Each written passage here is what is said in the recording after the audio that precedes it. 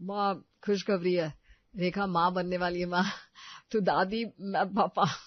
माँ हमारे घर में किलकारी गूंजेगी। माँ बेटे की बात सुनकर बहुत खुश तो नहीं हुई, पर भगवान से बोल कि बस बेटा हो जाए। पता है ना बेटियों का क्या हाल हो रहा है, एक बेटी मतलब। गहरी सांस लेकर माँ चली जाती है और रितेश सोचने लगता है, क्या क्या हुआ बेटी हुई तो? खैर पत्नी प्रेग्नेंट है तो उसका ख्याल रखना है। मैडम आपके लिए चाय। बताइए खाने में क्या खाने का मन है? अरे रहने दो ना, मैं ठीक हूँ, इतना मत करो। अरे ठीक हूँ क्या? अभी से आराम नहीं करोगे तो कब करोगे? बोलो क्या खाना है, खिचड़ी बनाओ या दाल चावल? थोड़ी सी पूरी सब्जी बन जाए तो। बस इतना, अभी बनाता हूँ। माँ रसोई से ये सब देख रही थी। उनकी माथे पर बल पड़ गए। रितेश ये क्या तमाशा लगा रखा है सुबह सुबह, पूरी सब्जी। इतना तेल में बनी चीजें खाएंगी तो डॉक्टर क्या बोलेगा? मैंने दलिया चढ़ाया हुआ है, वही खाएगी। माँ डॉक्टर ने बोला है खुश रहे, जो मन करे खाए। एक दिन पूरी खा ली तो क्या हो जाएगा? हाँ हाँ, तू तो बड़ा जानकार हो गया है ना। बहू बोले तो हो जाए, माँ बोले तो गलत। ठीक है भाई। माँ जी अब बुरा मत मानो, दलिया भी चलेगा सच में। नहीं नहीं, तुझे पूरी खानी है ना, पूरी ही खा। रितेश बना तेरी पत्नी के लिए, मैं तो बस घर में हूँ, मेरी क्या औकात। माँ ऐसे क्यों बोल रही हो? अरे कुछ नहीं बोल रही, तू जा बना, मैं अपना दलिया खाती हूँ अकेले। रेखा ने रितेश का हाथ पकड़ा। छोड़ो ना, माँ का दिल दुखाना ठीक नहीं है, दलिया ही बना दो। रेखा तुम्हारी तबीयत का सवाल है, मैं माँ को समझाऊंगा। सुनो, घर में शांति ज्यादा जरूरी है, बच्चे को अच्छा माहौल चाहिए। पूरी नहीं खाओगे तो कोई नहीं मरेगा। रितेश चुप हो गया, लेकिन मन में कहीं एक टीस उठ रही थी। माँ खुश क्यों नहीं है? बहू प्रेग्नेंट है, ये तो जश्न का वक्त है। रितेश रसोई से निकलकर माँ के कमरे में गया, दरवाजा खटखटाया। माँ कुछ बात करनी है तुमसे। आजा बैठ। माँ सुबह से देख रहा हूँ खुश नहीं हो तुम, क्या हुआ? घर में खुशखबरी है और तुम्हारे चेहरे पर कोई नूर ही नहीं है, बताओ ना माँ। माँ ने एक लंबी सांस ली, खिड़की की तरफ देखने लगी। बेटा डर लगता है मुझे। डर किस बात का माँ? यही कि कहीं बेटी ना हो जाए।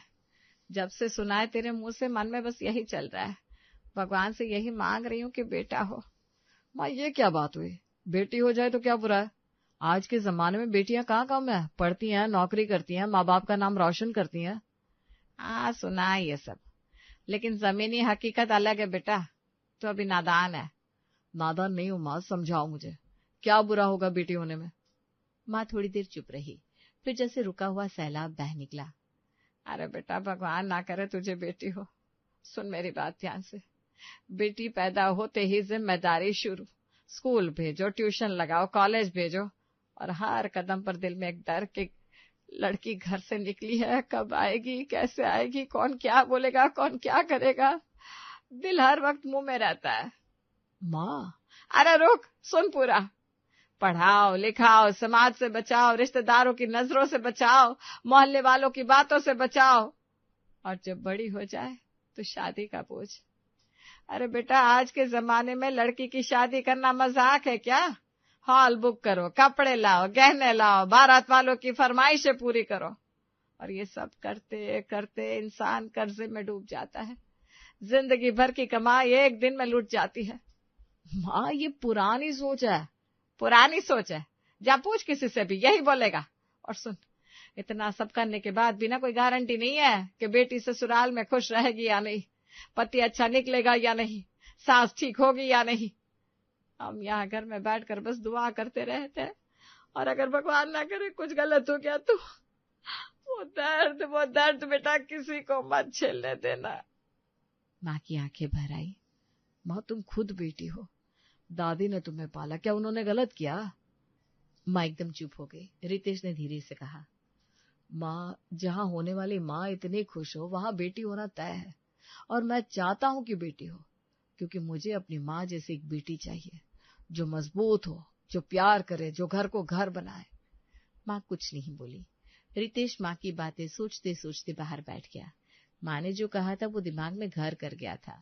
बेटी, खर्चा, कर्जा, समाज, सब कुछ घूम रहा था सिर में। कुछ महीने बीते और वो दिन आया। नर्स बाहर निकली।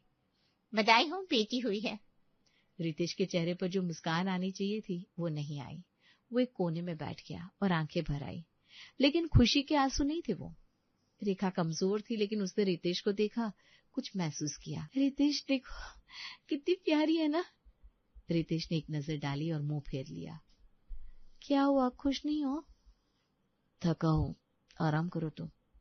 घर आने के बाद दिन बीतने लगे। रेखा ने देखा कि रितेश बेटी के पास जाता ही नहीं, ना गोद में उठाता, ना प्यार करता। बेटी की बड़ी बड़ी आंखें जब रितेश की तरफ घूमती, जैसे पापा को देखना चाहती हो, तो रितेश नजरें चुरा लेता। रितेश, एक बार उठाओ ना इसे, देखो कैसे देख रही है तुम्हें।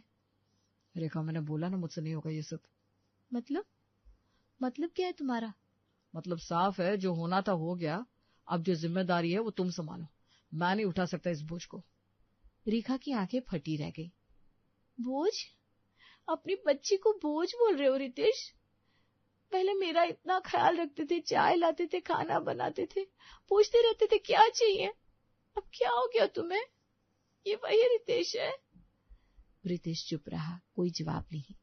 रात को बेटी रोई, रेखा उठी, थपकी दी, दूध पिलाया। रितेश करवट बदलकर लेटा रहा। थोड़ी देर बाद उठा और चुपचाप मां के कमरे में चला गया। सुबह रेखा की आंखें सूजी हुई थी, रात भर जागी थी, फिर भी उठी। बेटी को नहलाया, खाना बनाया, घर संभाला। मां रसोई में बैठी चाय पी रही थी। रेखा को देखकर कुछ नहीं बोली, बस एक हल्की सी मुस्कान होठों पर आई, जैसे सब ठीक चल रहा हो उनके हिसाब से। रात फिर आई, बेटी फिर रोई, रेखा फिर अकेले उठी। रितेश, एक बार उठा लो ना इसे, मेरी पीठ में बहुत दर्द है। सो जाओ, संभाल लो। रेखा ने बेटी को सीने से लगाया, आंखें भर आई। तू मत रो बेटा, माँ है ना, माँ है तेरे साथ। पापा को वक्त लगेगा, आ जाएंगे वो भी। बेटी की आंखें बंद हो गई। रेखा की आंखें खुली रही पूरी रात। वक्त बीतता गया। बेटी का नाम रेखा ने रखा था परी, लेकिन इस घर में परी के लिए कोई जगह नहीं थी। परी चलने लगी थी, बोलने लगी थी, घर में इधर उधर दौड़ती, गिरती, उठती, लेकिन जब गिरती तो पापा की गोद नहीं मिलती थी, दादी का हाथ नहीं मिलता था, बस माँ थी, हमेशा माँ। एक दिन परी टीवी देख रही थी। किसी विज्ञापन में एक पापा अपनी बेटी को कंधे पर बिठाकर घुमा रहा था। परी की आंखें चमक उठी, वो दौड़ती हुई रितेश के पास गई। रितेश अखबार पढ़ रहा था। पापा, पापा मुझे भी कंधे पर बिठाओ प्लीज पापा। रितेश ने अखबार से नजर नहीं हटाई। जा, तेरी माँ के पास जा। पापा, सबकी बेटियां पापा की परी होती है, मेरी टीचर बोलती है, मेरी फ्रेंड रिया भी बोलती है कि इसके पापा उसे परी बुलाते हैं। मैं नहीं हूँ क्या पापा की परी? रितेश के हाथ रुक गए। अखबार लेने के लिए थोड़ा नीचे झुका, लेकिन कुछ बोला नहीं। फिर से अखबार ऊपर उठा लिया। परी खड़ी रही, कुछ देर इंतजार किया, फिर धीरे धीरे वापस चली गई। दादी ने ये सब देखा था। परी, इधर आ। परी दौड़ती हुई गई। सोचा शायद दादी प्यार करेंगी। बार बार पापा के पीछे मत लगा कर, वो थके हुए होते हैं, और पापा को तंग करना अच्छी बात नहीं है, समझी? परी की आंखें भर आई। लेकिन दादी, मैंने क्या किया गलत? ज्यादा सवाल मत कर, जा अपनी माँ के पास। परी रोती हुई रेखा के पास चली गई। रेखा ने उसे गले लगाया। क्या हुआ मेरी जान को? माँ, पापा मुझसे प्यार क्यों नहीं करते? रेखा के सीने में जैसे कोई तीर लगा। उसने परी को और कस के पकड़ लिया। करते हैं बेटा, पापा बस थोड़े अलग है ना, उनका तरीका अलग है प्यार का। झूठ बोल रही हूँ माँ, पापा मुझे देखते भी नहीं है। रेखा के पास कोई जवाब नहीं था। शाम को रेखा ने रितेश से बात की। रितेश, एक बार उसके साथ बाहर चले जाओ ना, पार्क में आइसक्रीम दिला दो, बस इतना। वो बच्ची है, उसे समझ में नहीं आता क्यों पापा उससे दूर रहते हैं। रेखा, मैं अपना काम करता हूँ, घर चलाता हूँ, पैसा लाता हूँ, बस इतनी मेरी जिम्मेदारी है। पैसे से बच्चे नहीं पलते रितेश, प्यार से पलते हैं। एक बार उसे गोद में उठा लो, बस एक बार। रेखा, मुझे मत सिखाओ, तुमने ये जिम्मेदारी ली है तो निभाओ। और तुम्हारी जिम्मेदारी क्या है? बस कमाना। रितेश उठा और अपने कमरे में चला गया। दरवाजा बंद हो गया। अब तो यही रोज का था, एक घर, दो कमरे, दो अलग जिंदगियां। रेखा और परी एक कमरे में, रितेश अकेले दूसरे में। रात को खाना भी साथ नहीं खाते थे। सुबह रितेश निकल जाता था, शाम को आता था तो सीधे कमरे में, बस। परी अब 5 साल की हो गई थी, स्कूल जाने लगी थी, लेकिन घर में उसकी दुनिया वैसी ही थी, बस माँ। एक दोपहर परी छत पर दौड़ते दौड़ते गिर गई, घुटना छिल गया, खून निकल आया। वो रोते हुए नीचे आई। पापा, पापा लगे मुझे। रितेश सोफे पर बैठा फोन देख रहा था, एक नजर डाली और वापस फोन में देखने लगा। देखा, देखो इसे। परी वहीं खड़ी रोती रही, उसकी आंखें पापा पर टिकी थी। शायद पापा उठे, शायद गोद में उठाए, शायद फूंक मारे, लेकिन रितेश नहीं उठा। रेखा भागती हुई आई, परी को उठाया, मरहम लगाया, सीने से लगाया। रितेश एक बार देख तो लेते, खून निकल रहा था। ज्यादा नाटक मत करो, बच्चे गिरते हैं उठते हैं। माँ रसोई से निकल आई। रेखा, बच्ची को इतना सिर पर चढ़ाया हुआ है, इसलिए ये हाल है, और वैसे भी बेटी पैदा करने से पहले सोचना था। भुगता। माँ जी, ये क्या बात हुई? यही तो सच बात है। बेटी हुई तो मेरे बेटे का घर बर्बाद हो गया। तुझमें ही कमी थी, बेटा ही नहीं दे सकी। रेखा की आंखें भर आई। परी ने माँ को देखा, फिर दादी को देखा। कुछ समझ में नहीं आया उसे, बस इतना समझ में आया कि वो यहाँ नहीं चाहिए किसी को। कुछ हफ्ते बाद परी बुखार में तप रही थी। रात को 3 बजे रेखा अकेले जाग रही थी, ठंडी पट्टियां रख रही थी। रितेश के कमरे का दरवाजा बंद था। रेखा ने दरवाजा खटखटाया। रितेश, परी को बहुत बुखार है, एक बार देख लो। डॉक्टर के पास ले जाना, सुबह भी मुझे नींद आ रही है। दरवाजा नहीं खुला। रेखा रात भर अकेले जागती रही, परी के माथे पर हाथ फेरती रही। अगले दिन परी थोड़ी ठीक हुई तो स्कूल से आकर रितेश के पास बैठ गई। पापा, रिया के पापा उसे रोज स्कूल छोड़ते हैं। मेरी फ्रेंड तान्या बोलती है उसके पापा उसे राजकुमारी बुलाते हैं। आर्या के पापा उसके बाल बनाते हैं रोज। पापा, पापा आप मुझसे प्यार नहीं करते? क्यों नहीं करते? रितेश के हाथ रुक गए, लेकिन जुबान नहीं खुली। पापा, मैंने क्या किया है बताओ तो मैं सुधर जाऊंगी। I'll be a good girl, पापा, पक्का। एक बच्ची अपने पापा से माफी मांग रही थी बिना कसूर के। रितेश की आंखें एक पल के लिए भर आई, लेकिन उसने मुंह फेर लिया। जा होमवर्क कर। परी चुपचाप उठ गई। फिर वो दिन आया जब स्कूल में पेरेंट्स मीटिंग थी। परी ने हफ्ते भर पहले से जिद पकड़ी हुई थी। पापा चलेंगे मेरे साथ, पापा ही चलेंगे, सबके पापा आते हैं। रितेश, एक बार चले जाओ ना, बच्ची की जिद है।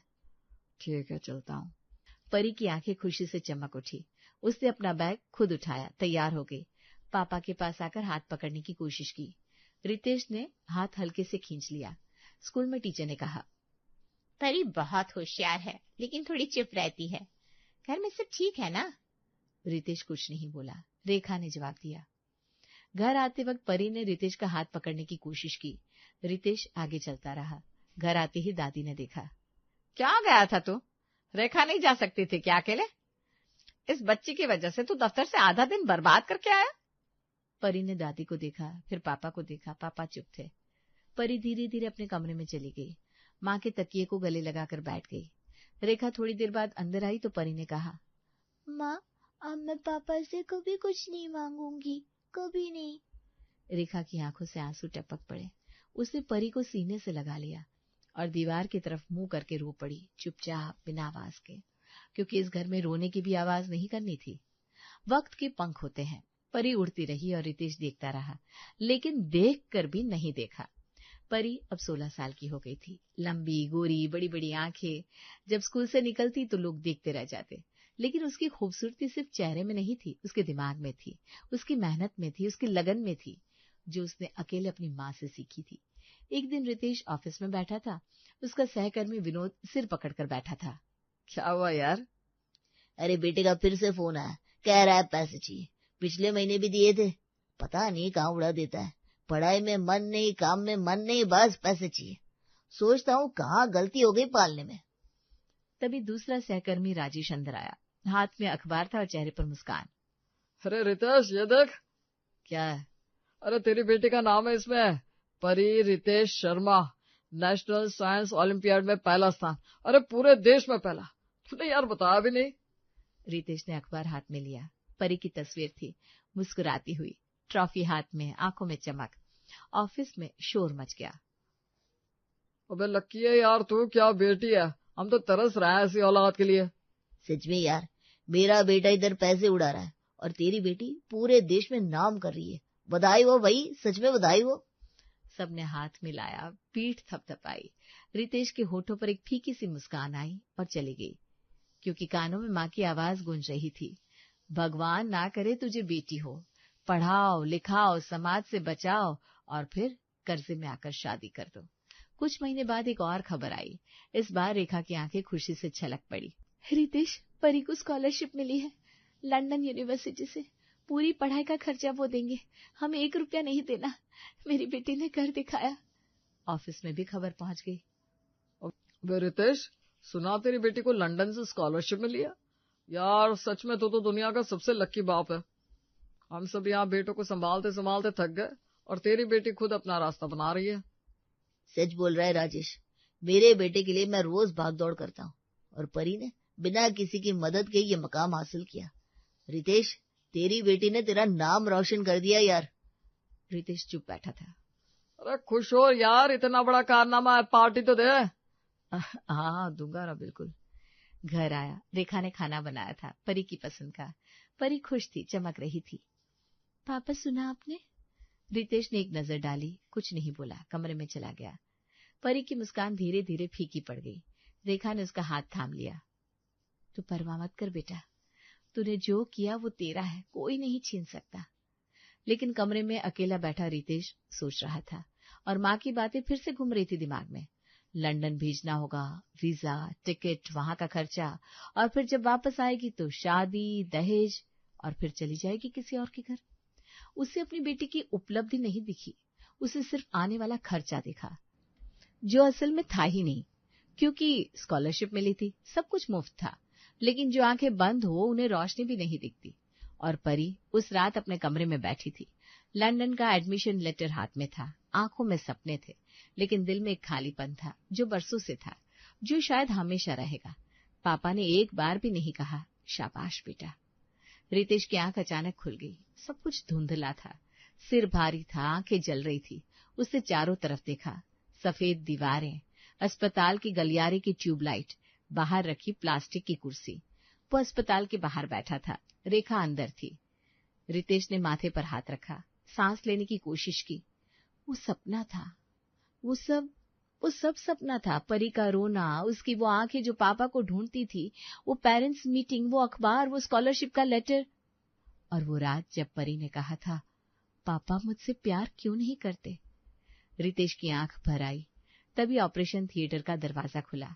नर्स बाहर निकली, चेहरे पर मुस्कान थी। बधाई हो, बेटी हुई है, दोनों ठीक है। रितेश एक पल के लिए जम गया। बेटी, और फिर जो हुआ वो खुद रितेश को समझ में नहीं आया।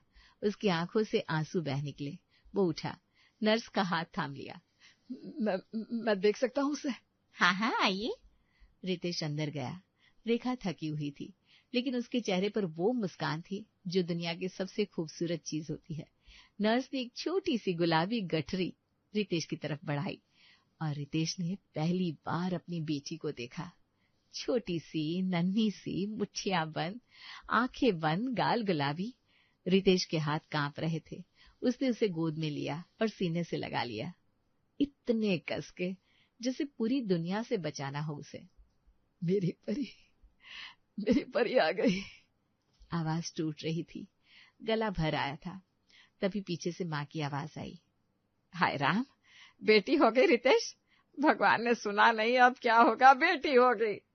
रितेश ने पीछे मुड़कर देखा। माँ का चेहरा उतरा हुआ था और रितेश मुस्कुराया, आंसुओं के बीच मुस्कुराया। माँ, बेटी हुई है, बेटी। दुनिया की सबसे खूबसूरत चीज मेरी झोली में आई और तुम अफसोस कर रही हो। अरे बेटा, मैं तो बस। माँ, मैंने अभी अभी एक सपना देखा है, बहुत बुरा सपना, जिसमें मैंने इसे नकार दिया था, इसे प्यार नहीं दिया था, इसकी आंखों में आंसू देखे थे। उसने मुझसे पूछा था कि पापा मुझसे प्यार क्यों नहीं करते। माँ, उस सपने में मैं इंसान नहीं था, मैं बाप नहीं था। रितेश की आवाज टूट गई। माँ, मुझे जीवन में और कुछ नहीं चाहिए, कुछ भी नहीं, बस ये काफी है मेरे लिए। उसने परी को और कस के सीने से लगा लिया। परी ने अपनी नन्ही मुट्ठी रितेश की उंगली पर रख दी और जकड़ लिया। रेखा की आंखें भर आई। रितेश। रेखा, हमने कुछ नहीं खोया, हमने सब कुछ पाया है आज। कमरे में खामोशी थी। बाहर माँ खड़ी थी, अपने बेटे को देख रही थी। उनकी आंखें भी शायद पहली बार उस नन्ही परी की तरफ मुड़ी, और शायद, बस शायद, कहीं कुछ पिघला उनके भीतर भी। लेकिन इस वक्त सबसे जरूरी बात ये थी, एक बाप था, एक बेटी थी, और दोनों के बीच एक उंगली थी जो पकड़ी हुई थी, और वो पकड़ टूटने वाली नहीं थी, कभी नहीं।